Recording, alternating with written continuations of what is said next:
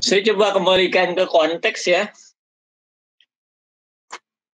Untuk materi hari ini sumbernya itu kelihatan nggak artikel yang saya share? Kelihatan ya? Kelihatan, Pak. Yang pertama artikel dari Balakrishnan dan Griffith tahun 2018. Ya cukup baru nih artikel 2 tahun. Ini dia membahas loyalitas bermain game online, terus game addiction, ketagihan game, dan intensi untuk membeli di dalam mobile in-game feature. Nah, yang perlu digarisbawahi ini ya, game loyalitas, terus kemudian kecanduan game, dan intensi untuk membeli, untuk belanja di dalam mobile game. Nah, ini kita harus lihat dulu nih kuncinya. Pertama, artikel ini sebenarnya ingin menggambarkan ini. Sebenarnya main game itu nikmat gitu, bisa dinikmati, membawa kesenangan gitu, enjoy gitu. Tapi di satu sisi, ketika ada ketagihan dan loyalitas terhadap satu game, itu bisa menjadi ruang ekonomi, ruang jualannya para developer game, dan itu bisa membawa budaya konsumerisme. Artinya apa? Orang bisa konsumsi atau belanja hanya untuk bermain game. Ini kita download game kan gratis ya, main PUBG misalnya, atau main Mobile Legend itu kalau download gratis. Tetapi kan ketika bermain, contohnya ini saya coba cari in-app purchase. Ini PUBG. Di PUBG itu ada, kita bisa beli cash-nya ya, purchase cash. Kalau di Mobile Legend kita bisa purchase diamond gitu ya, kita bisa beli diamond. Dan nanti diamond-nya itu sebagai alat tukar di dalam game, entah untuk membeli fitur-fitur tertentu di dalam game, untuk beli skin atau apa, saya juga kurang paham, dan segala macam. Nah, ini intinya adalah di dalam game ada alat tukar. Kalau Mobile Legends bentuknya salah satunya diamond, dan kalau di PUBG bentuknya apa ini? PUBG Cash ya? Pak. Apa? UC, Pak. UC ya? UC ya. Nah, bentuknya UC. Nah, untuk supaya kita punya UC, kita kan harus transaksi beli UC-nya gitu, pakai uang beneran gitu kan. Nah, UC sebagai alat tukar ditukarkan dengan uang. Nah, kalau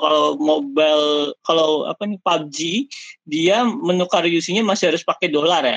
Kalau Mobile Legend ini bisa pakai rupiah.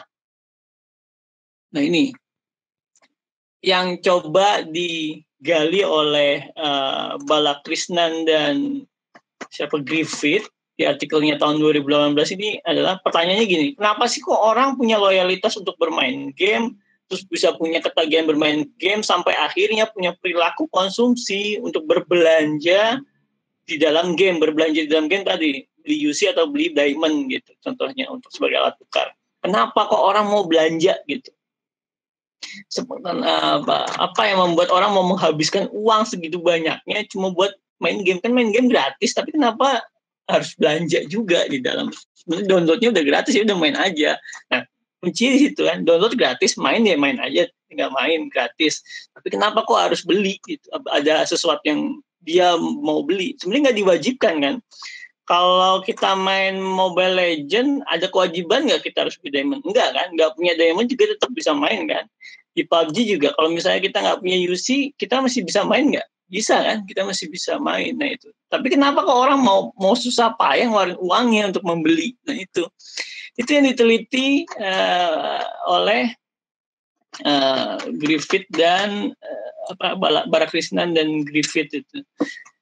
Nah, ini di artikelnya. Jadi silakan, ini ada beberapa hipotesa. Saya lihat ada 3 hipotesa. Hipotesa pertama, online mobile game addiction will enhance online mobile game loyalty. Jadi ketagihan bermain mobile game online itu dapat meningkatkan loyalitas terhadap mobile game. Nah, hipotesa keduanya, online mobile game addiction dapat meningkatkan intensi untuk belanja online di dalam mobile in-game apps, di dalam permainan mobile game itu sendiri. Hipotesa ketiga atau H3-nya, online mobile game loyalitas bermain loyalitas terhadap mobile game online dapat meningkatkan intensi untuk membeli. Nah, ini bedanya apa ya? Oh, ini yang satu addiction yang meningkatkan, addiction sebagai sebab yang meningkatkan intensi berbelanja. Yang kedua loyalitas yang meningkatkan intensi untuk berbelanja gitu, atau mendorong intensi untuk berbelanja. Jadi yang mana, apakah loyalitas atau ketagihan? Jadi si Balakrishnan dan Griffith ini mencoba menguji sebabnya apa nih orang kok mau belanja. Apakah karena dia ketagihan atau karena dia punya loyalitas terhadap game. Nah, ternyata dia membagi dua. Jadi variabel loyalitas dan variabel ketagihan adalah hal yang berbeda. Orang ketagihan main game belum tentu punya loyalitas terhadap game, menurut Balakrishnan dan Griffith. Dan orang punya loyalitas terhadap game belum tentu ketagihan terhadap game. Ini yang mau diuji. Hipotesanya kira-kira seperti itu. Dan kira-kira dari addiction dan loyalty, atau dari ketagihan dan loyalitas ini, yang mana yang menjadi sebab yang bisa mendorong orang untuk berbelanja di dalam mobile game. Nah, ini penelitiannya. Nah, ini partisipannya mereka berdua ini, partisipan atau respondennya adalah 430 siswa atau mahasiswa, 430 mahasiswa dari universitas di India. Nah, ini respondennya. Jadi mereka bikin sebuah survei, dirancang pertanyaan, serangkaian pertanyaan dilempar ke 430 mahasiswa di kampus-kampus India. Nah, ini ada hasilnya. Ada bagaimana resultnya. Nah, ini nanti bisa dibaca sendiri apakah yang masuk yang mana, hipotesis 1, hipotesis 2 atau 3. Jadi kalau hipotesis pertama masuk, yaitu online game bisa mendorong loyalitas dan addiction, maka tinggal hipotesis kedua atau ketiga, pilihan yang mana, yang kedua kah atau yang ketiga atau kedua-duanya, apakah addiction, ketagihan, atau apakah loyalitas yang bikin orang mau berbelanja, atau jangan-jangan dua-duanya gitu. Nah, ini silakan baca sendiri di dalamnya. Kira-kira logika berpikir dari Balakrishnan dan Griffith seperti itu. Kuncinya adalah kunci pertanyaannya, kenapa sih orang mau repot-repot berbelanja di dalam game? Nah, di sisi lain, nah ini menariknya ya. Tadi sudah disebut teman-teman ada perlombaan dan segala macam. Nah, kalau perlombaannya itu diselenggarakan oleh perusahaan developer, misalnya perlombaan e-sportnya mobile game, tapi yang menyelenggarakan ya perusahaannya mobile game, apa perusahaan mobile game, Mobile Legend gitu. Apa nama perusahaannya saya nggak ingat. Atau yang menyelenggarakan perusahaannya PUBG sendiri. Sebenarnya kan uang atau budget penyelenggaraan lombanya dan hadiahnya itu diambil dari uang dari para pemain game yang digunakan untuk berbelanja di dalam. Misalnya kalau PUBG berarti uang yang terkumpul dari hasil belanja UC dari seluruh pemain. Kalau Mobile Legends berarti uang yang terkumpul dari belanja seluruh diamond dari para pemain. Jadi kan gitu. Dikumpulin uangnya, mereka bikin lomba. Gitu. Seolah-olah mereka dermawan gitu, mau bikin lomba ngasih hadiah dari pihak Mobile Legends. Tapi sebenarnya enggak.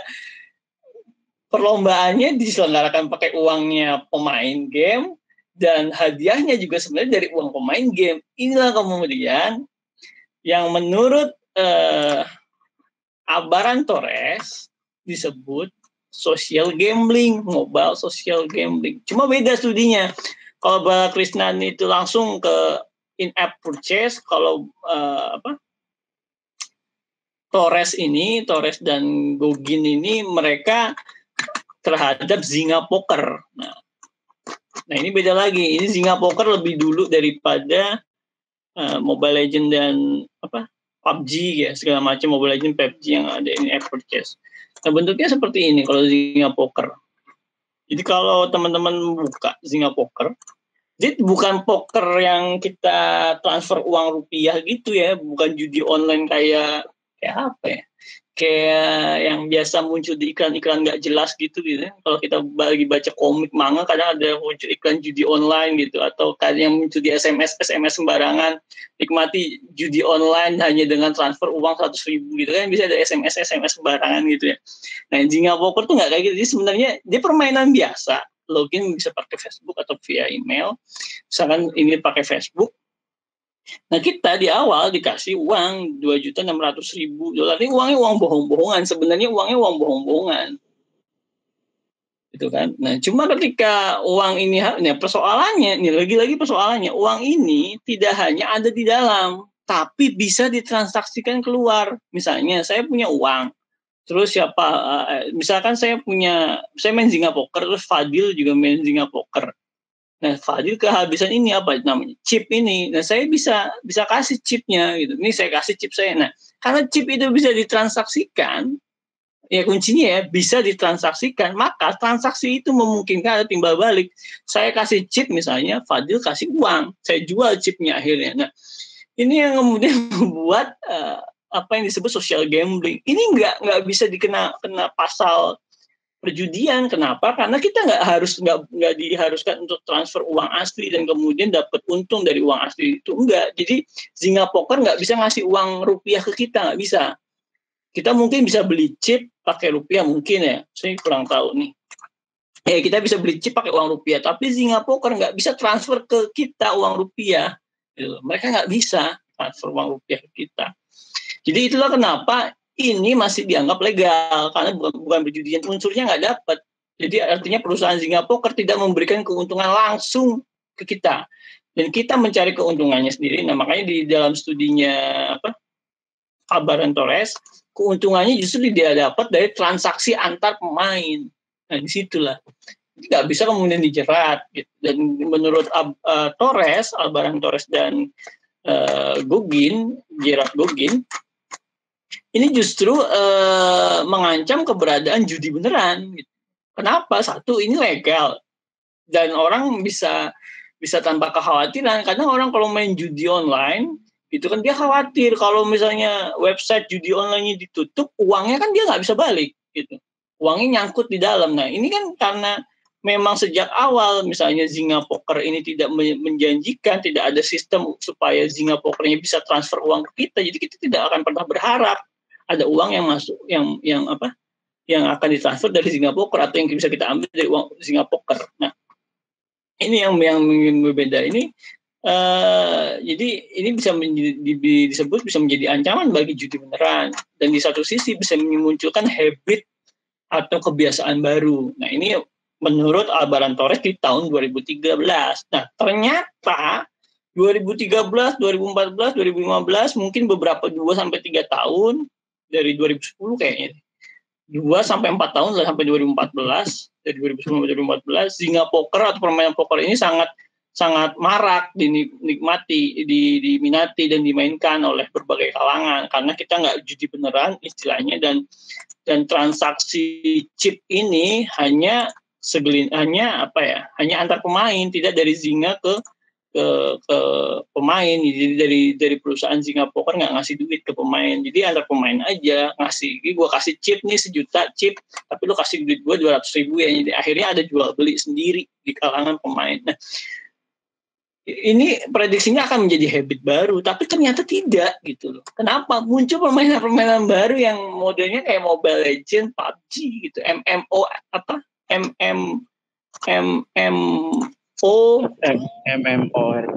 RPG gitu ya. RPG, Pak.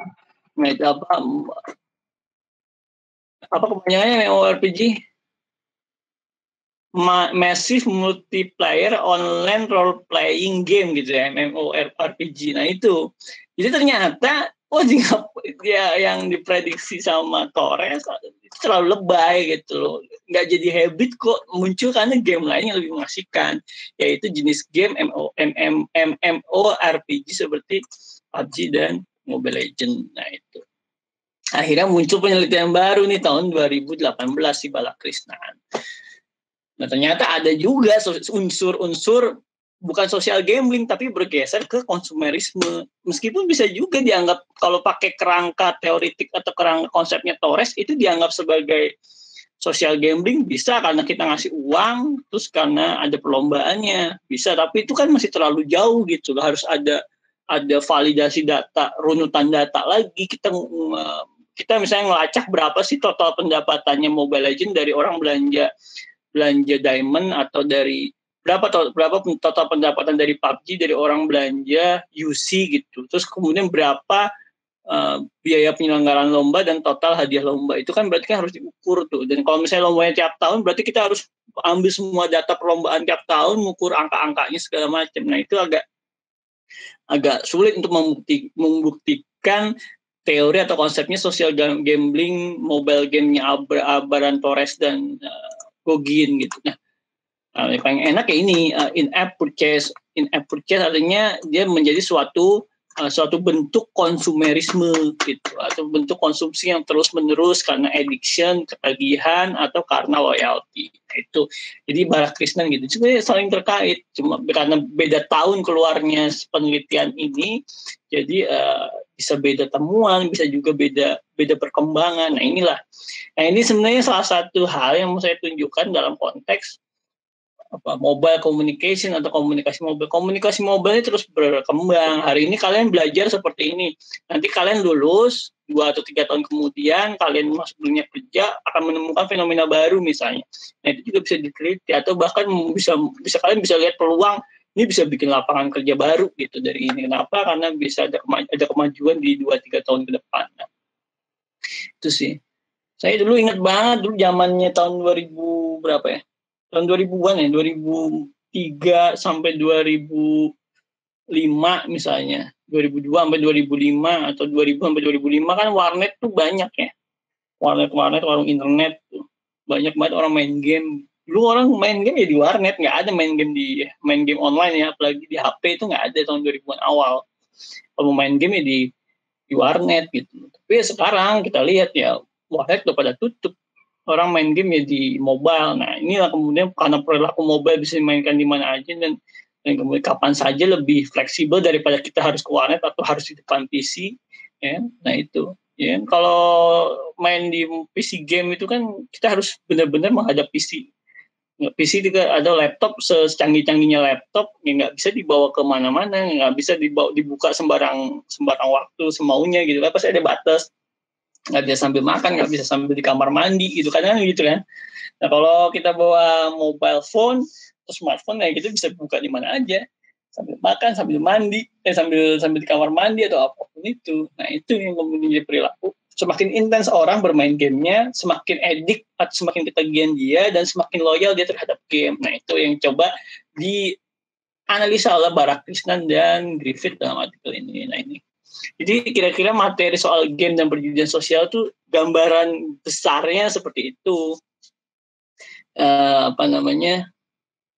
Gambaran besar. Dan ini bisa kalau teman-teman mau skripsi, mau penelitian untuk mobile games boleh, karena mobile games adalah salah satu topik di dalam materi komunikasi mobile, dan komunikasi mobile adalah salah satu sub bidang studi dari ilmu komunikasi. Jadi mau penelitian mobile games ya berarti bisa.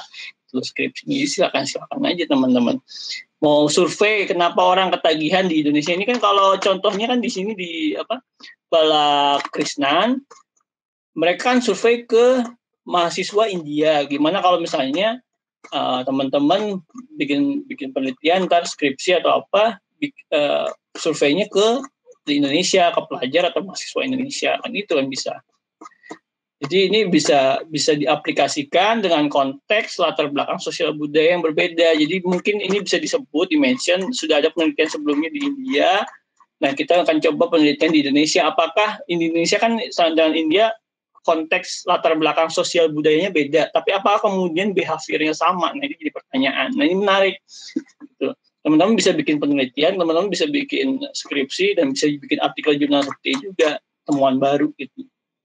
Kalau teman-teman berminat. Jadi ini membuat semakin kaya lah pemahaman kita soal ilmu komunikasi dan ruang lingkup penelitian di dalam ilmu komunikasi. Gitu. Itu sih kurang lebihnya dari saya. Ada yang mau nanya?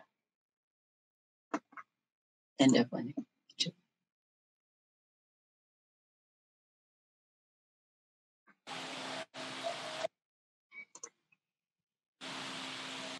Saya udah saya udah baca, udah coba lihat game teman-teman. Tugas 7 orang belum ngumpulin, 42 orang udah ngumpulkan. Ya udah. Sebenarnya menarik ya game-game yang diulas teman-teman itu, dan saya senang nih, bagus nih, ulasannya banyak. Yang ya meskipun ada yang udahlah apa adanya aja satu halaman gitu. Tapi ya udah beberapa sih udah oke ya, udah bagus-bagus ulasannya. Ada screenshotnya, jadi kita bisa tahu. Saya juga baru tahu ada beberapa game kayak game-game yang nggak pernah saya mainin, dan saya juga masih ada yang orang yang main Flappy Bird ya, mencet layar biar burungnya terbang gitu kan. Flappy Bird masih ada loh ya. Lebih bagus so far ya, saya senang baca kayak gini. Menyenangkan juga ulasannya. Cuma ada beberapa juga menyebutkan di dalam esai tugasnya beberapa game yang membuat orang berbelanja, purchase in app game. Nah, itu juga penting, itu relevan dengan materi hari ini ya. Karena materi ini intinya bagaimana orang main game, mainnya gratis, tapi kemudian karena dia main terus, kemudian dia ketagihan main game, dia punya loyalitas terhadap game, akhirnya dia ngeluarin duit buat game gitu kan. Nah, ini ada sih beberapa yang sudah menyebutkan di esai ini, saya suka juga.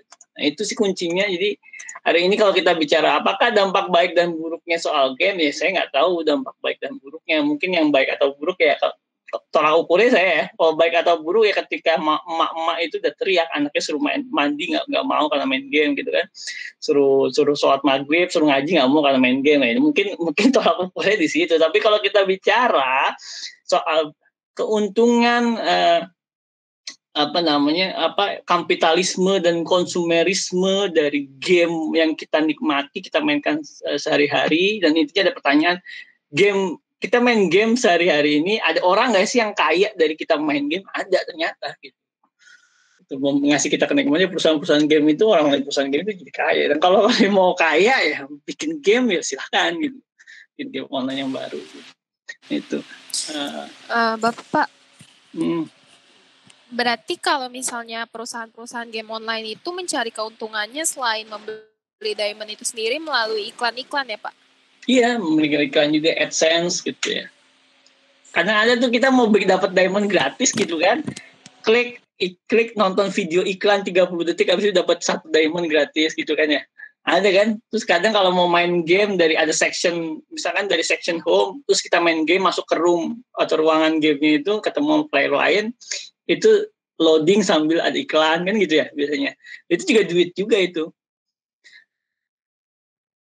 Tuh. Nah itulah makanya. Jadi saya kasih gambaran nih ruang lapangan usaha juga kalau teman-teman mau belajar ya cara bikin game, itu ada sih, ada training-trainingnya secara sederhana bagaimana mempelajari program Android. Gak harus orang IT, banyak teman-teman saya orang ilmu sosial juga belajar itu. Mereka bikin game lah. Ya salah satu game sederhana banget. Terus ya kayaknya nggak rumit ya, Flappy Bird cuma dipencet-pencet terus terbang gitu kan. Itu salah satu contohnya. Tapi ya itu orang pada main gitu. Orang main Flappy Bird banyaknya penggunanya bisa dipasang iklan kan, dapat duit juga dari iklan. Ya, sederhana kan, cuma mencet-mencet biar burungnya terbang, itu mencet-mencet layar gitu kan biar burungnya naik gitu kan. Itu salah satu yang sederhana. Itu artinya adalah logiknya ditangkap bahwa game ini tidak hanya kita main ya udah main, tapi ada sirkulasi ekonomi di balik game itu. Nah, ada sirkulasi keuntungan gitu. Ada juga dampak sosial dan psikologis, ketagihan, loyalitas. Nah, itu yang perlu dipelajari ya teman-teman. Dia kalau ke depan ada perusahaan game harapan saya juga sih kalau teman-teman sudah paham cara logik dari industri ya, saya bicara ini industri game, udah kita pahami logik industri gamenya, nanti ada perusahaan game yang di Indonesia buka lapangan usaha, teman-teman udah bisa masuk gitu. Sekarang apalagi kan pekerjaan di bidang ilmu komunikasi kan sekarang udah hampir terbatas. Mau pegang kamera di TV, kameranya sekarang udah bukan dipegang orang, udah pakai drone, ya kan? Pegang mikrofon yang pakai tongkat itu apa namanya? Ya sekarang juga udah otomatis pakai alat itu, ya bisa jalan-jalan sendiri, yang pakai remote control. ya nggak, pekerjaan yang pakai otot udah mulai kurang gitu di industri komunikasi, industri media dan segala macam. TV juga udah banyak PHK. Daripada pegang kamera, bayar orang pegang kamera, mendingan beli drone pengusaha TV. Drone yang ada kameranya bisa terbang sendiri, bisa ngikutin artis gitu, bisa ngerekam sendiri. Kayak gitu.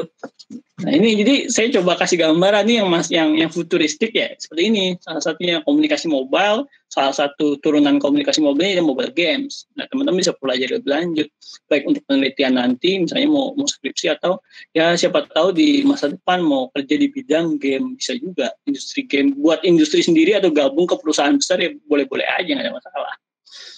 Yang penting logikanya udah ketahuan. Bapak masih mau tanya, saya boleh? Boleh.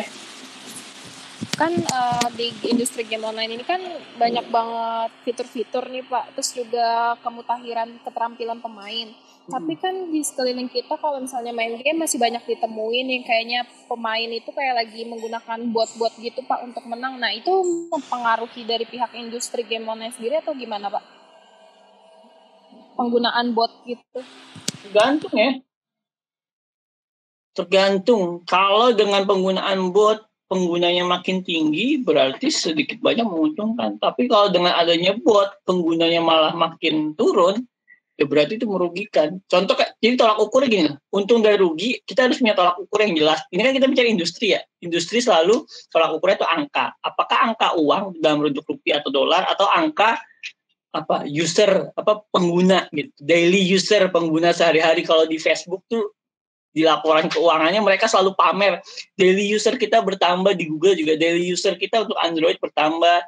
Nah di perusahaan game MMORPG terutama itu juga mereka pamerin daily user kita jumlahnya sekian, peningkatannya dari bulan ke bulan sekian, dari misalnya 1 juta user jadi 2 juta user gitu.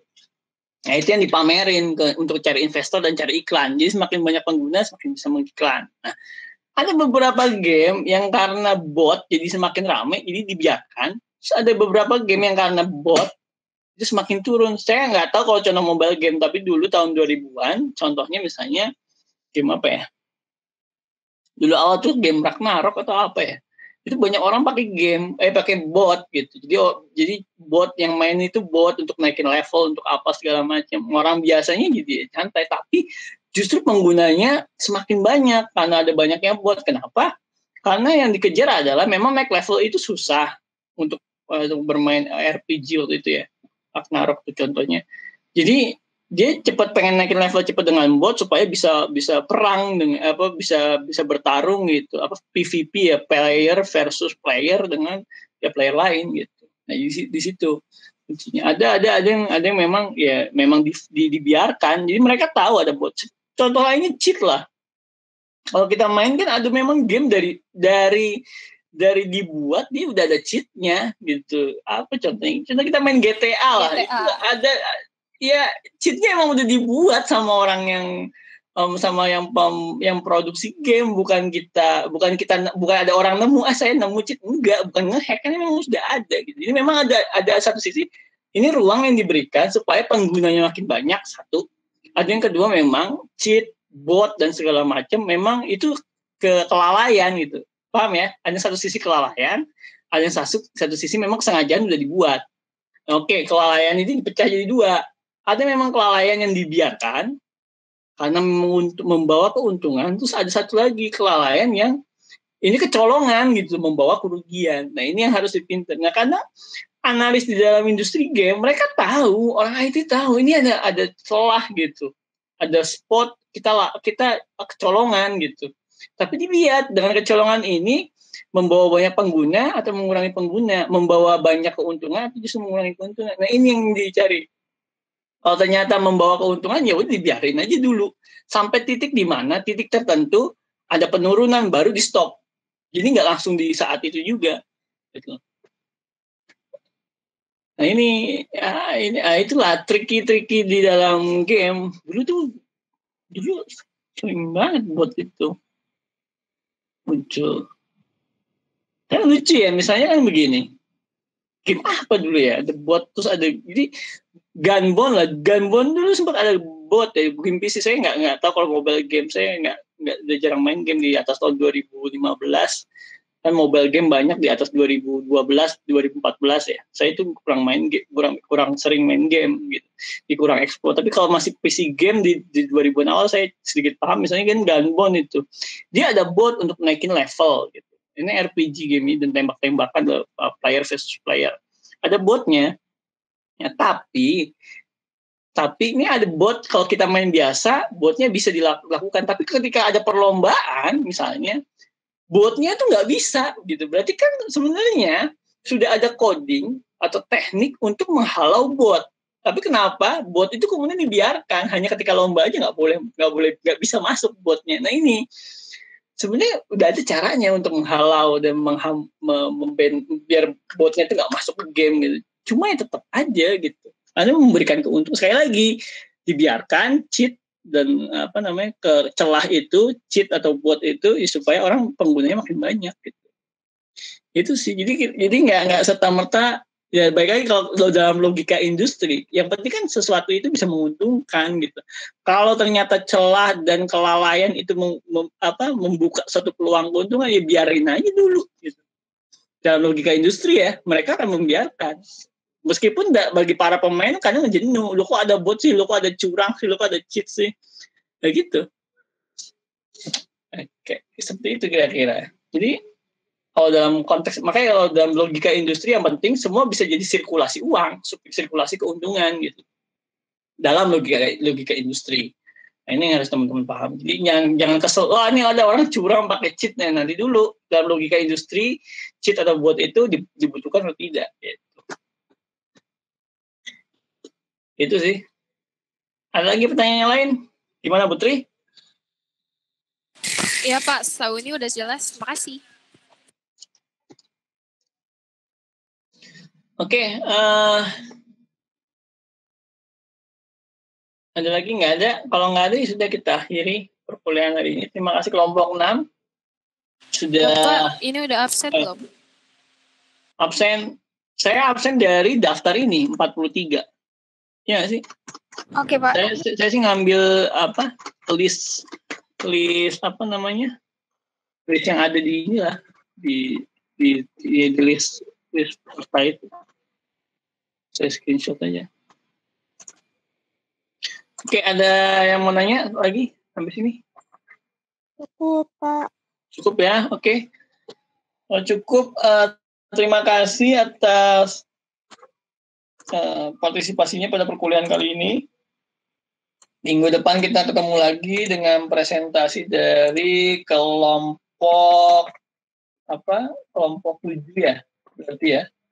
Oke, seperti biasa, dan saya harap tadi udah bagus ya sebelum presentasi dimulai di share PowerPoint-nya jadi teman-teman lainnya bisa baca gitu. Ya, itu penting sih, maksudnya ya kita berpikir sederhana aja, udah sudah susah-susah buat presentasi nggak ada yang baca kan agak kesel juga sebenarnya kan gitu. Nah, kalau ada presentasi tapi banyak orang yang baca kan itu menyenangkan gitu, artinya orang bisa dapat pemahaman dari apa yang kita tulis, apa yang kita buat. Oke ya, sekian, terima kasih. Wassalamualaikum warahmatullahi wabarakatuh. Waalaikumsalam Pak. Terima kasih Pak. Terima kasih Pak. Selamat sore.